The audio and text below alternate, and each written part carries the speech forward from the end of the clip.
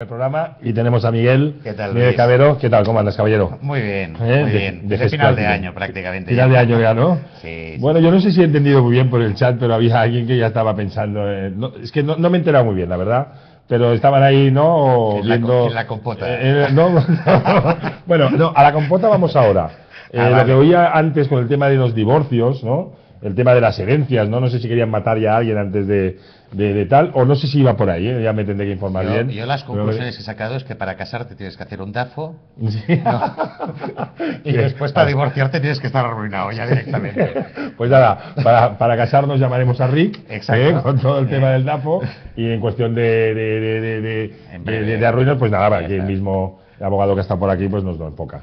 Pero hoy tenemos aquí lo que es vamos a hablar contigo sobre el liderazgo negativo, sí. ¿Vale? Y para concretar un poquito más, ¿qué podemos hacer con las manzanas podridas que suelen haber? No sé si ese es el nombre o el término que se suele utilizar, pero bueno, hombre, ahí se utilizan muchos términos. Se utilizan muchos términos. Entre ellos no, son cosas más coloquiales. Mauriño no se utiliza aún, ¿eh? Mauriño no se utiliza ahí. No es una manzana podrida. Bueno, yo estaba escuchando el otro día el larguero y de unido con lo que soltó después del partidito del Madrid, que yo estaba intentando pensar en cómo enfocarlo, ¿no? Y buscaba 13 puntos para traerlos manuscritos, los 13 puntos, ¿no? Pero no los he encontrado, no he llegado a tantos. Yo creo que no hay tales y simplemente había que verse en su espejo, lo que pasa es que los proyectó hacia allá. Exacto. Pero bueno, y si acaso te enviamos allí para que hagas un buen... Vamos a arreglar nuestras manzanas. Vamos a arreglar. Intentar. Y concretamente... ¿qué factores conducen a que surjan líderes negativos en las empresas, Miguel? Vamos a primero a intentar identificar por qué, o a prever, intentar prever que surjan estas manzanas y de qué manera podemos identificar todo esto. Mira, es mi opinión, ¿eh? ¿Sí? Yo creo que hay 4 factores... Me pillan de un experto, consultor. Bueno, o sea que... de una persona que, digamos, llevamos muchos años en el mercado, el equipo de GES Practicum, y... Son muy humildes, ¿eh? Y por la experiencia, de alguna manera, pues hemos ido detectando determinados aspectos que, digamos, tienen una cierta recurrencia en el mercado y que, por lo tanto, al final te van a llevar a determinadas conclusiones, ¿no? Hay un primer factor que es un factor histórico.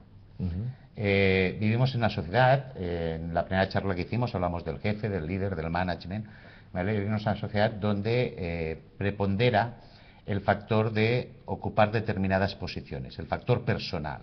Es importante. Ese éxito relativo que solemos llamar, sí, pero bueno, es relativo el éxito, ¿no? El éxito es relativo porque al final es el éxito en un factor de tu vida, ¿vale? Que es el factor profesional.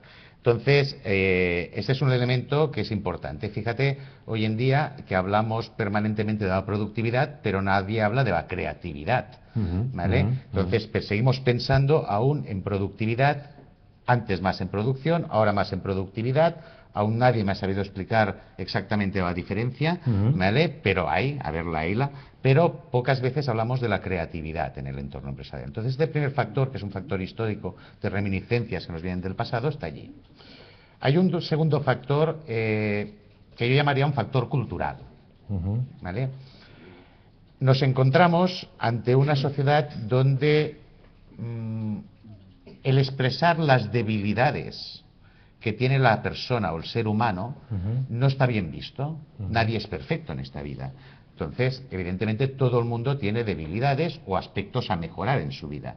Pero fíjate que culturalmente, desde pequeños nos han enseñado: esto no lo hagas, esto no lo digas, esto escóndelo, ¿no? Esconde tus debilidades. ¿Por qué? Porque parece que de miedo.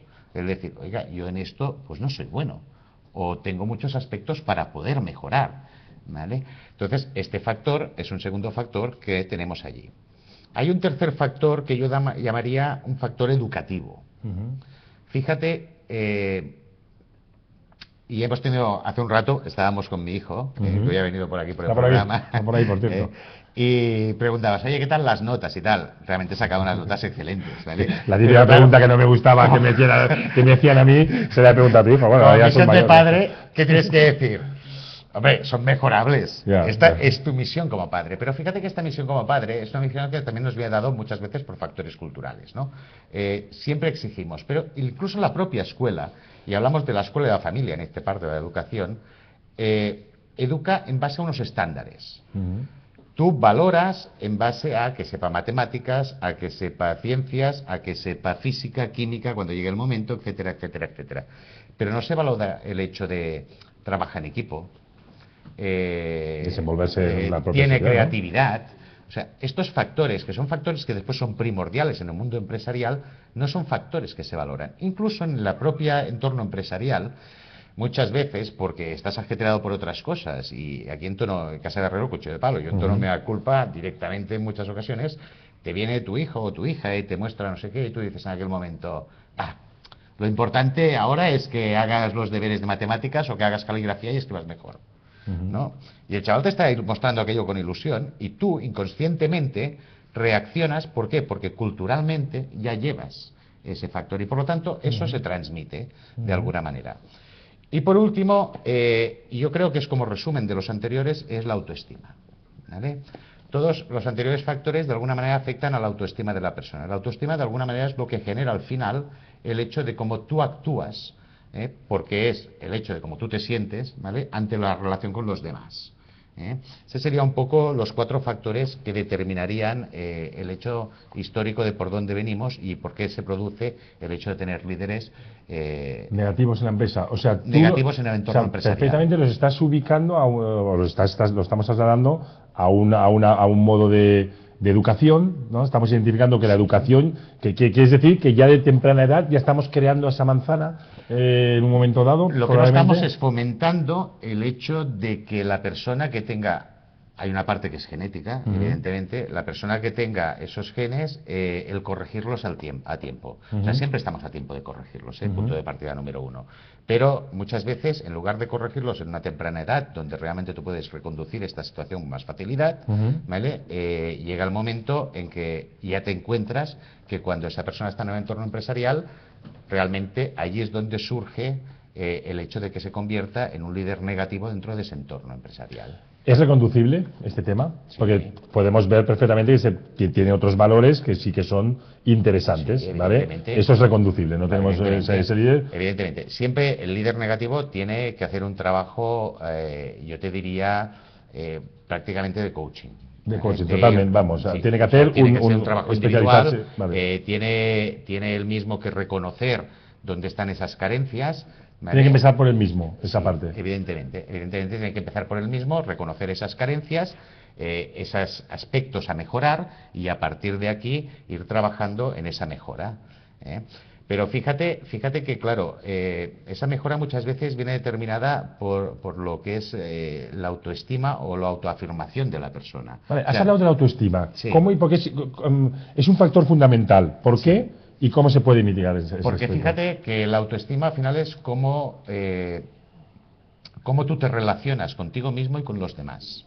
Claro, cuando tú no te relacionas bien contigo mismo y no te relacionas, y por lo tanto, si no te relacionas bien contigo mismo, difícilmente te vas a relacionar bien con el resto de la gente. Pues automáticamente tú te encuentras ahí en una situación. Una persona con una autoestima muy elevada o una persona con una muy baja autoestima son más propensos a convertirse en líderes negativos que en una persona con una autoestima controlada. ¿Por qué? Pues porque tengo un problema. No, y no te voy a decir qué tipo de autoestima tengo. No, porque fíjate que la autoestima controlada conduce más a la asertividad en tu relación con el entorno, ¿vale? Y la asertividad es aquel punto intermedio entre la sumisión y la agresividad. Fíjate, mira, esto se detecta muy fácilmente. Yo te hago una pregunta. Valórate como persona del 1 al 10. ¿Que me valore yo? Sí. Ostras, vamos a ver, esto tiene doble juego. No. Del 1 al 10. Hazte una valoración. ¿Que me valores personalmente? Sí, como tú te sientes, del 1 al 10. ¿Cómo yo me siento? ¿Cómo tú te crees? O cómo tú crees que eres, del 1 al 10. 1 bajo, 10 alto. Discúlpenme, pero yo voy a por el 8 o 9. 8 o 9, vale. Esto quiere decir que tú te consideras una persona de autoestima elevada, ¿sí o no? Sí, bueno, muy bien. Y ahora yo te pregunto, ¿qué factores son los que tú has tenido en cuenta para hacer esta valoración? Los factores que yo he cogido, evidentemente, no son los factores a nivel ni de formación académica ni nada. No, son los factores más bien humanos, humanitarios, ¿no? La manera como yo me relaciono con mi entorno, cómo tengo a mi entorno conmigo, o profesional. Mi entorno personal, familiar, profesional, cómo tengo en esos momentos a todo este entorno, pues francamente, bueno, salvo que me engañen a diario, pues tengo una muy buena interacción, ¿no? Pero fíjate que tú acabas de definir tus valores en la vida. Tenemos algo de chat, pero que no sea nada personalizado. Y dices, mis valores en la vida son pues la familia, los amigos, el trabajo. Para mí principalmente sí. Pero ahora fíjate, y esperamos un segundito y vamos al chat. Fíjate, una persona que te dijera, mi único valor, me siento bien en el trabajo. Bueno, también tengo ese problema, porque me siento bastante bien en el trabajo. Bueno, no sé si es un problema. No, un problema ¿vale? No. Yo me siento bien también allí y muy a gusto. De hecho, estoy muchas horas, prácticamente mi día, más de la mitad de mi día está en el trabajo. Pero tú no has puesto en primer lugar el trabajo. Tú has puesto en primer lugar tu entorno, tu familia, tus amigos y después tu trabajo. Claro, imagínate una persona que cuando le hiciera esta segunda pregunta siempre dijera, trabajo. Claro, esta persona, ¿qué ocurre? Que si no consigue un retorno y unos objetivos inmediatos en su trabajo, y hay una frustración ahí. Hay una frustración allí y por lo tanto su autoestima puede caer. ¿Qué ocurre? Que es más fácil de que lleve el liderazgo negativo. Vamos al chat. Vamos al chat. Sí, correcto.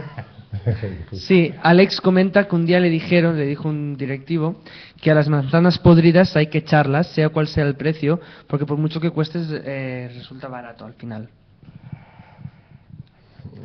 Esto es cultural, es un tema cultural. A ver, sí depende de qué puesto ocupe esa manzana podrida. Porque claro, la manzana podrida estamos hablando de que puede ser una persona que está en base de una empresa, en un mando intermedio fácilmente sustituible, o puede ser el director general de la empresa. Entonces, claro, a veces echarse uno mismo es complicado, ¿no? En ese sentido. Con lo cual, si tú puedes, puedes intentar o reconducir, ¿vale? O evidentemente hacer la práctica cirujana, o sea, cortar directamente y se acabó. En ese sentido, sí, evidentemente es posible, es factible, es una de las opciones que puede utilizar el mundo empresarial. Miguel, para finalizar, voy a hacerte una pregunta. ¿Y qué elementos diferencian a un líder positivo de un líder negativo? ¿Cuáles son esos elementos?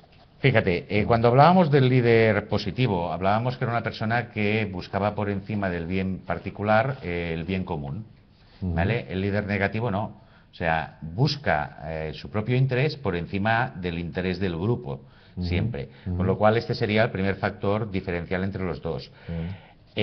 Por otro lado, el líder positivo es una persona que está dispuesta a servir, a dar servicio al grupo, mientras que el líder negativo es una persona al contrario, que lo que busca es que el grupo sea servicial con él, ¿no? Un líder positivo tiende tradicionalmente a envolverse de gente de un alto nivel, ¿no? Muchas veces aquello busco a los mejores en cada línea, aunque sean mejores que yo, porque al final yo seré mejor. Mientras que un líder negativo, primero, no acostumbra a tener un grupo estable, y segundo, busca entre la mediocridad. ¿Por qué? Porque gente excesivamente buena le da miedo a él.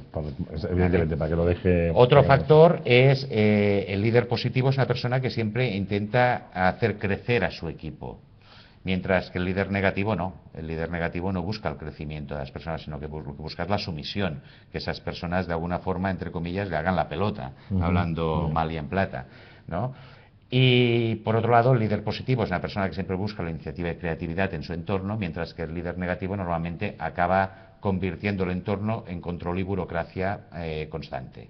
Con lo cual, estos yo te diría que son los factores que diferencian entre la figura de un líder positivo y un líder negativo. Con lo cual, si ubicamos este líder negativo, bisturí, como dice Alex, o reconducción, siempre en un momento dado, no sea el que esté arriba. Bueno, oye, siempre hay un consejo de administración también, ¿no?